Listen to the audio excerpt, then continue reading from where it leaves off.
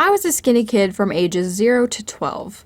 I was always outside running around pretending I was an animal and playing on my trampoline. But from 13 up, I started putting on weight. At first, it was barely noticeable, but as the years passed and I discovered the internet and not going outside, I slowly became more and more overweight.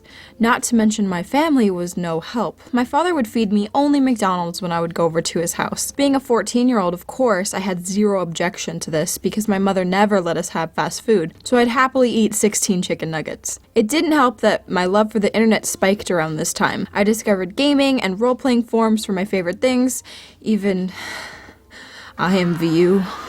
I'll make a video about IMVU in the future because, God, I had a lot of cringe things happen to me on that game. I was actually really fit as a kid, large part in due to my trampoline I was constantly running around and playing on until I got older and preferred to spend my time on Feral Heart, another game that I will make a video about because it was 80% of my preteen teen years.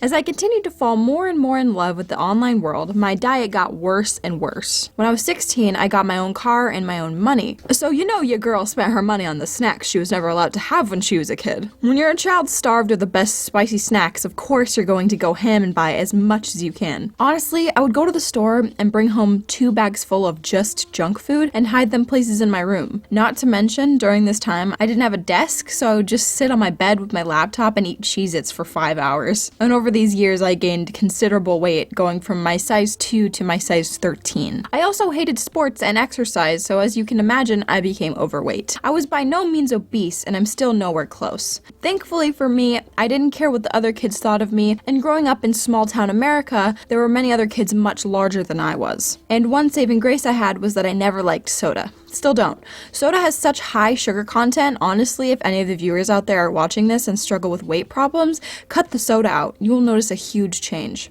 Had I drank soda when I was in my fat stage, I probably would have ended up being obese. Even diet soda is bad. Put the soda down, Timmy. Put it down. Had I been this weight and not had fat shaming happen to me, I don't think I would have gotten up to 180 pounds at 17. Listen. I'm not trying to be preachy before you write in the comments that I'm a Tumblr psychopath who thinks it's okay to be 900 pounds, because I don't. But I also think it's never okay to make fun of someone who's struggling with weight issues, be that underweight or overweight. When I was little, my family had a big part in shaming me for my growing waistband. My sister would love to tell me that I was looking fat or getting fat, but at the time she was so little, I suppose it was a child's way of trying to help. My mother constantly compared me to herself and how she was a size 0 at my age, but my father did the worst. Boys don't like fat girls. I'll never forget that line, said to me so haphazardly, without thinking about the long-term consequences of saying that to a young girl, struggling with self-image and her love of Cheetos. I remember feeling a bit sad and looking down at my large thighs. My father continued to repeat this pattern throughout the years. I just ignored it after the first 3 times. Had I been any other person, I think I would have developed an eating disorder from the constant scrutiny. From an early age, I learned not to care what other people think of me, and I'm truly thankful for that trait. Of course I care somewhat, we all do. Social pressure to be loved by all, but I realize not everyone will like me, and that's okay. It sucks when your parents are calling you fat, but I dealt with it and got through it. I'm still overweight to this day, but I'm doing better by eating less snack food and cutting out fast food completely. If you're struggling with your weight, just know it's okay to have a few extra pounds. Don't let anyone make you feel ashamed of yourself, but if you're eating yourself into a coma every day, it's not okay. Try your best to change your diets to fruits and veggies when you can. Make a smart choice when your mother asks you what you want from McDonald's. Get the salad with half the dressing. Order water instead of soda. Not only will you feel better about yourself, your insides will thank you. Personally, dieting doesn't work. I've spoken to nutritionists in the past, and they've all told me it's okay to be overweight as long as you're eating healthy as much as you can. It's entirely possible to be healthy at 180 pounds. Now, if you're 900 pounds, just eating healthy won't be enough, but I've seen enough of the Biggest Loser episodes to know when it's possible to lose weight if you really want to.